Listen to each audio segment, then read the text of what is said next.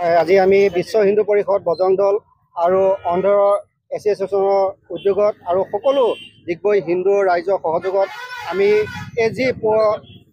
প্ৰভু শ্ৰীৰামৰ যি পৰম ভক্ত মহাবলী হনুমানৰ যি জন্ম উৎসৱ উপলক্ষে আমি সকলো হিন্দু একত্ৰিত হৈ আজি এই ডিগবৈত আমি বিশাল ধৰ্মীয় শোভাযাত্ৰা ওলোৱা হৈছিল আৰু এই শোভাযাত্ৰাত সকলো আমাৰ হিন্দু সমাজ স্বতঃস্ফূৰ্তভাৱে ওলাই আহিছে আৰু এইটোৱে আমাৰ এটা যে মেছেজ যে আমি যি বজৰং দলে হিন্দু সমাজক সেৱা সংস্কাৰ আৰু সুৰক্ষা মাধ্যমেদি একত্ৰিত কৰা যি আমাৰ লক্ষ্য উদ্দেশ্য আছে এই লক্ষ্য উদ্দেশ্যত আজি আমি সঁচাই আনন্দিত হৈছোঁ আৰু অদূৰ ভৱিষ্যতেও যাতে আমাৰ হিন্দু সমাজে এনেধৰণে এই একত্ৰিত যি আজি আমাৰ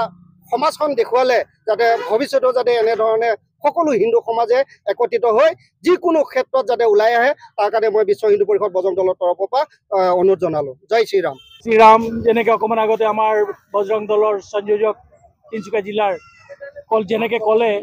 আজি আমি ডিগবৈ বিশ্ব হিন্দু পৰিষদ বজৰং দল মাতৃশক্তি দুৰ্গা বাহিনীৰ সহযোগত এবং বিভিন্ন মঠ মন্দিৰ আন্ধ্ৰ এছ'চিয়েশ্যনক লগত লৈ সমূহ ডিগবৈবাসী ৰাইজ হৈ আজি আমি হনুমান জন্ম উৎসৱ যিটো পালন কৰিছোঁ শোভাযাত্ৰা আমি ইয়াৰ পৰা ওলাইছোঁ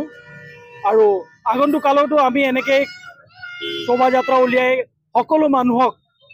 হনুমানৰ প্ৰতি শ্ৰীৰামচন্দ্ৰৰ প্ৰতি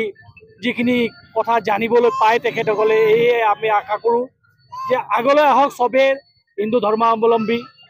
হিন্দু ধৰ্মৰ অন্যতম এটা হনুমান জন্ম উৎসৱ এইখিনি আজি ডিগবৈবাসীয়ে চবেই মিলিজুলি একেলগে পালন কৰা হৈছে। গতিকে আপুনি দেখিলে চবেই শোভাযাত্ৰা চবেই লগ লাগিছে, গতিকে আমি আটাইতকৈ আনন্দিত। জয় শ্ৰীৰাম।